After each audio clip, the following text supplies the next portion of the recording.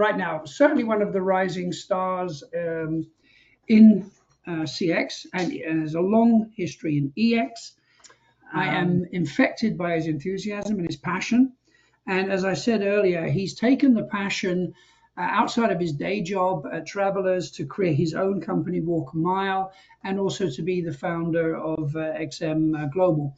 So he's a person who doesn't just want to make a difference for himself and for his company, but is really trying to work with others to change the entire industry. So with that, I am going to turn it over to Michael, who's going to talk to us about building emotionally intelligent services from the inside out. Welcome, Michael. Fantastic. Okay, thank you, everyone. Again, my name is Michael, and I am extremely passionate about applying emotional intelligence to, business systems and really looking at life through that lens. And so naturally, I come here to talk about how we address system-level human culture. But if you wouldn't mind, excuse me for 1 second, I have a quick phone call to make. Okay. Your call matters to us. Please listen to our menu as options may have changed. For sales, say sales or press 1. For support, say support or press 2. For billing, say billing or press 3. For other inquiries, say other or press 4. Support. I didn't catch that. Let's try again. Okay. For sales, say sales or press 1. For support, say support or press 2. For billing, say billing or press 3. For other inquiries, say other or press 4. Support. I think you said support. If this is correct, say yes or press 1. Yes. Trouble understanding your input. Please try again. Yes. Transferring you to the next available representative. Okay, good. All representatives are currently assisting other customers. Your approximate wait time is 45 minutes. Please hold while we connect you with the next available representative.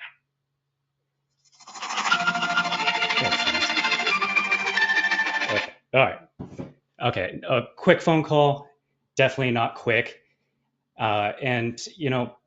Actually, I think that leads right into what we experience on the daily as both practitioners in the business side and also from the consumer side. I know everybody has seen something or been through something a lot like that. And I think this really just highlights the fact that we create systems for efficiency of business typically. And we don't often take this kind of outside in customer experience into mind when we're designing the systems. And we're wondering why everybody hates the experience. And so I think that was, a perfect, definitely coincidental kind of thing.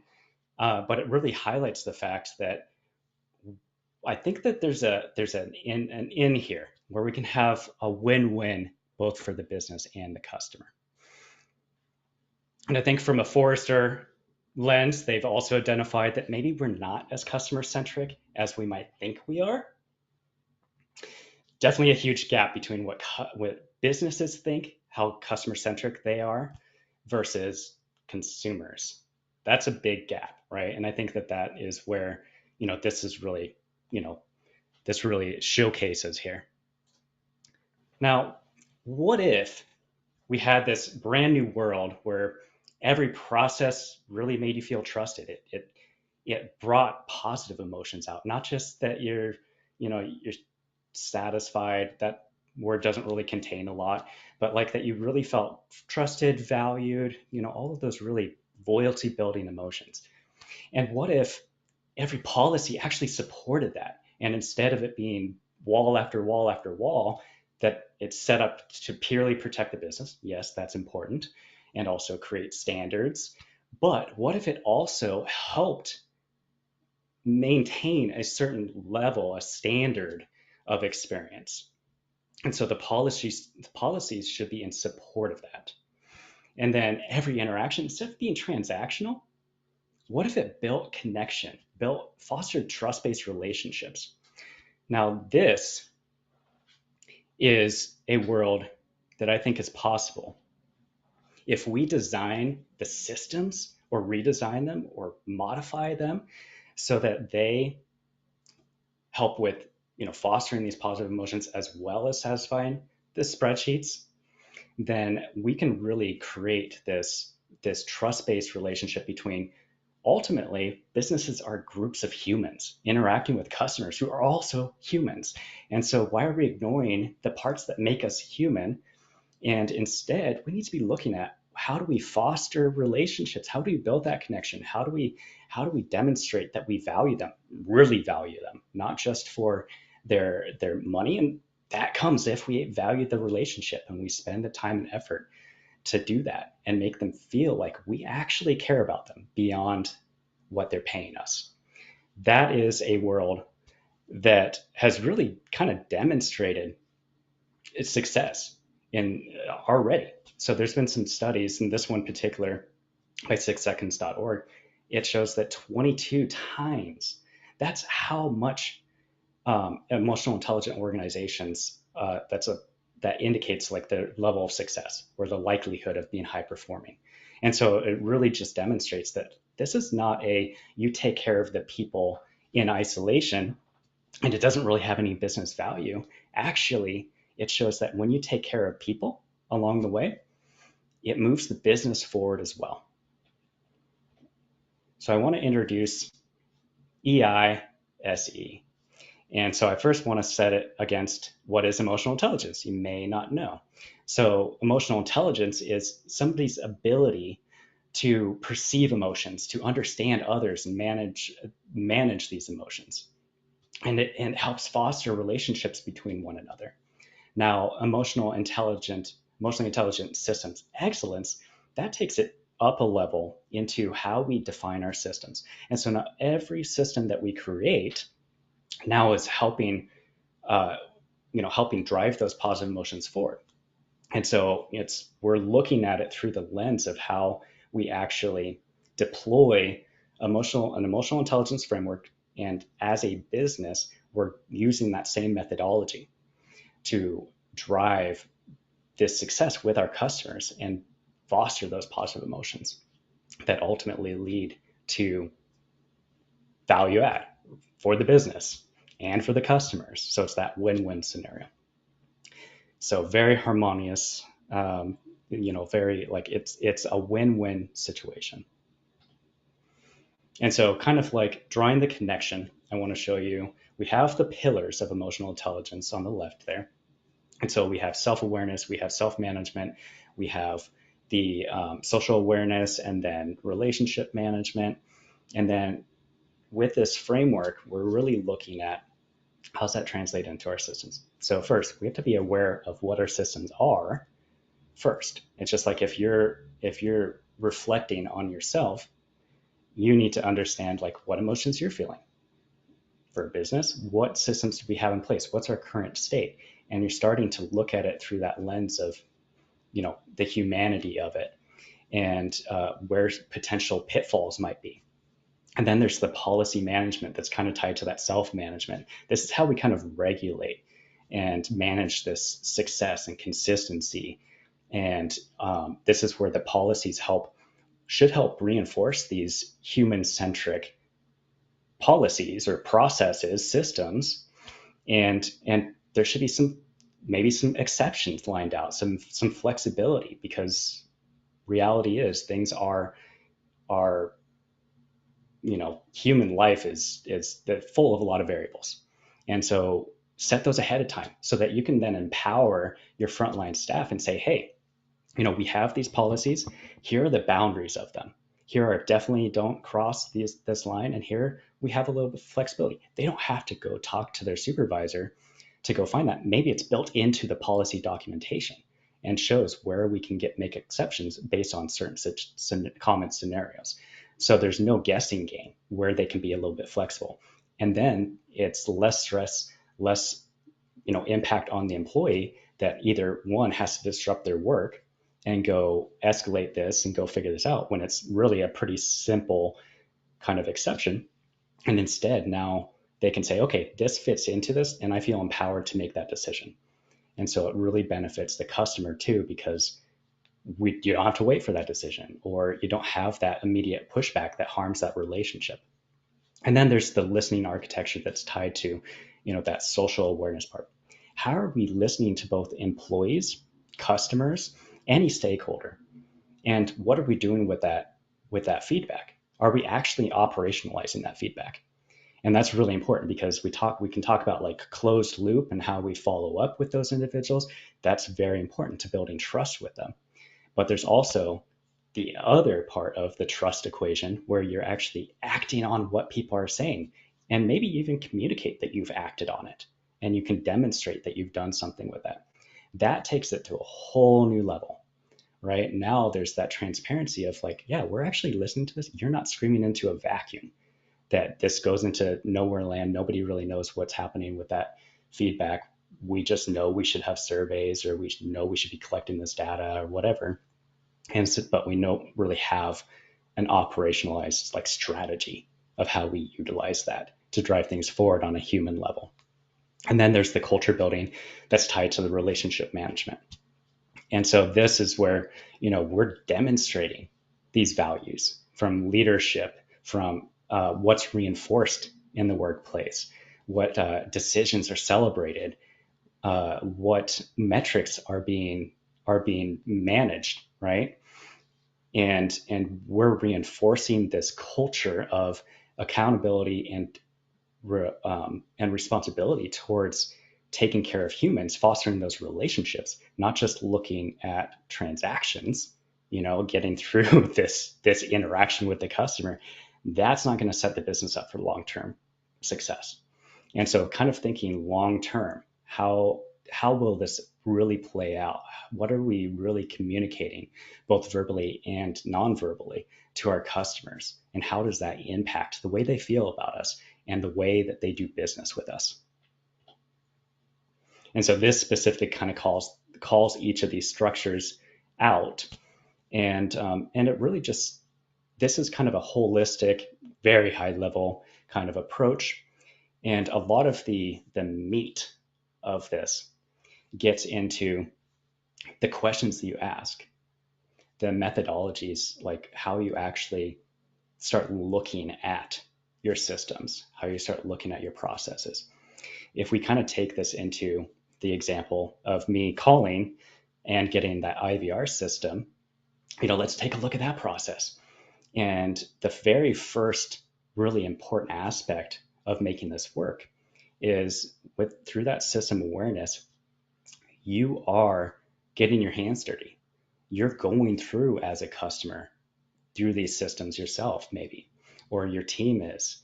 You're not just relying on assumptions, what you think is going on, or even how it's designed to go on to actually be executed.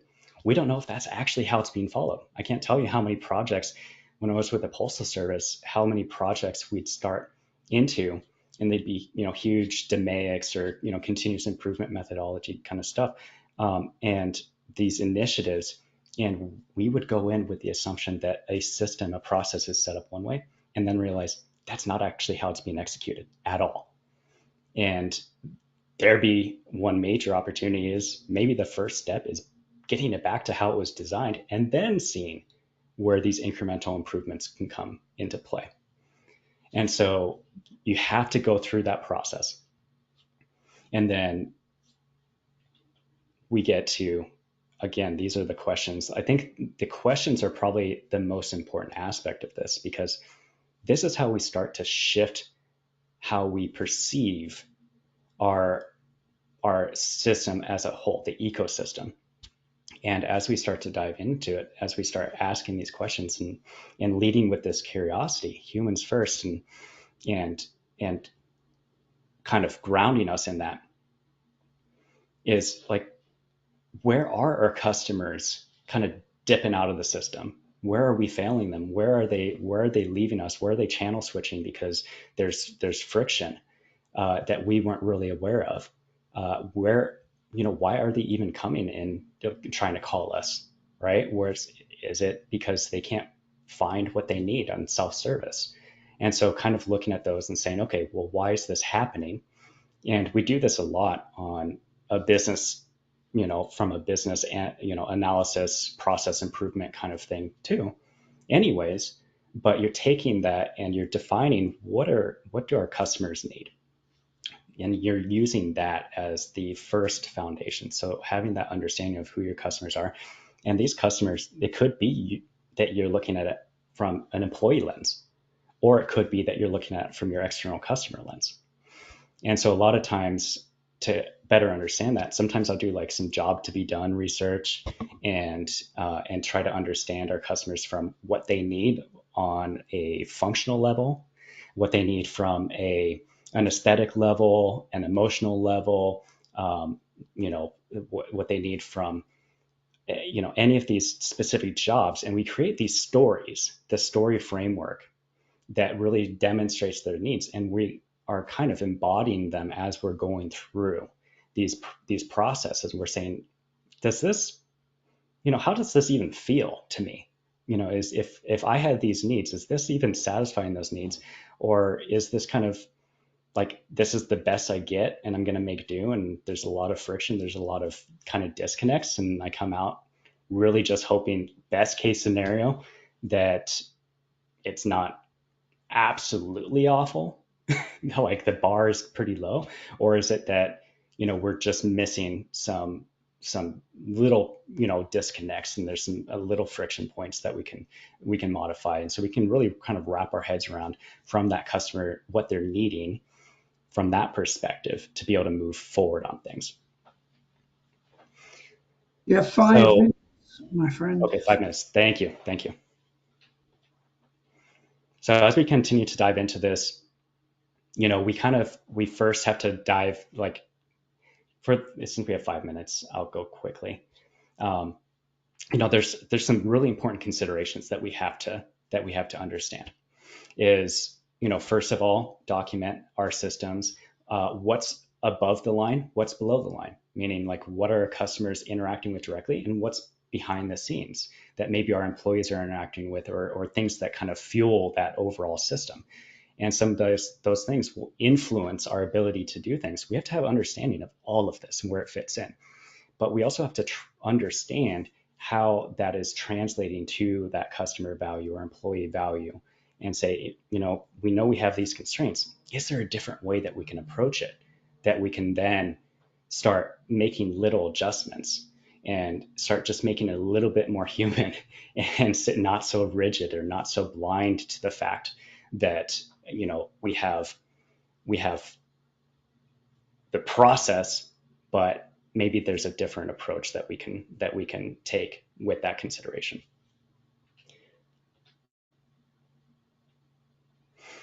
So, thinking about that first example, right? There's really some major questions that were first asked, like, why is this system built around just like, is this a tech limitation? Is this is this some kind of efficiency matter? Like, it's IVR systems usually help route people to the right places, which is awesome. Is there a different approach that we can take? Is there, maybe we need to do a little bit of an upgrade in our tech, so that we can just tell it what we're here for, and it routes us. And so it's kind of taking that curiosity-led approach. But overall, all of this fits into kind of Tony Hsieh's kind of belief that get this culture right, get the foundations right, and everything else will kind of start aligning, and you'll have this kind of long-term success with both your employees and customers. And I think that's a really important thing. So I kind of want to leave you with this overall message of, first of all, systems don't humanize themselves, right? We have to see the value in bringing humanity back into the equation, and start questioning things, start looking at it through that lens, and taking action, right? And then they're also the products of our cultures. And so as we start to make those little changes, cultures are really just a conglomeration of individual decisions and behaviors, right? And so as you start making those little moves, it moves the culture too. And as you kind of reinforce that, celebrate that, and start to socialize it throughout an organization, it starts to get a little bit of traction. And then you know, the one takeaway that I want you to leave with is, what is one system that we can bring more humanity into? And then go and try this out. Go test it out. Go see how you can bring more value. And all of those other metrics that you're driving for already, you're going to start to see the positive influence of that as you start to look at it from the human lens. Thank you. Brilliant, Michael. Thank you so much. And I do see that Zappos still has a 77% loyalty rate amongst its customers. So they're Yep. still doing good Culture's work, strong there. even as they've grown to, like, I think they're almost $60 billion company now. So that's super cool. And I think for everybody who's on the call now, it's great how things come together, even when we didn't plan it that way. So if you listen, and I was very taken by the listening architecture, and I think that maps back to what Tanya said earlier on about social media forensics, and how you can, learn a lot when people don't know that you're listening to them. So I think that was super cool, and I really like the questions you had around the emotionally intelligent system excellence. And I think, Agda, I don't know if you heard part of Agda's presentation. It was around how we take some of the feedback and see if there's something that needs to be innovated there. So I think, we're getting building blocks here, which is super cool. But I do think that the whole concept of listening architecture is a very powerful thing. And you're obviously going to be around for the roundtable. That's right. And then Mike said, on your point, the implementation of automated process is to meet the business requirements of driving down IT costs. Mm-hmm. So is there, I don't know, Mike, if you're asking if there is competition between a business trying to be more efficient and optimizing, and what you're advocating here, which is not necessarily around cost savings, but much more about longevity and retention and customer sat. Is there a conflict there? Yeah, so with cost savings, and I tackle this all the time in kind of shifting more traditional mindsets around metrics to more long-term relationship focused. And so obviously in the short term, businesses are structured to really care about what's happening quarter to quarter, right? So that's automatically going against you. But what we start to see is that those focuses on short-term cost savings a lot of times end up costing the business a lot more money in the long term. And so it's better to look at, how do we define success with our customers through understanding them, and we take a more well-rounded, holistic, long-term approach that could have short-term, kind of leading indicators involved as well. But it's looking at, their satisfaction. It's looking at first contact resolution, right? If that's a pain point that leads to customer churn, we need to be identifying that. And so understanding how all of these operational metrics actually trail up to more strategic initiatives or strategic goals of, like, improving retention is a great one, right? We need to understand the relationship with that, and then start understanding what levers we can start pulling. And then we can start looking long-term how we're building into that, instead of looking at just kind of shooting from the hip and saying we're pushing on average handle time because it's really easy to influence and it's directly tied to cost. But at what expense is that?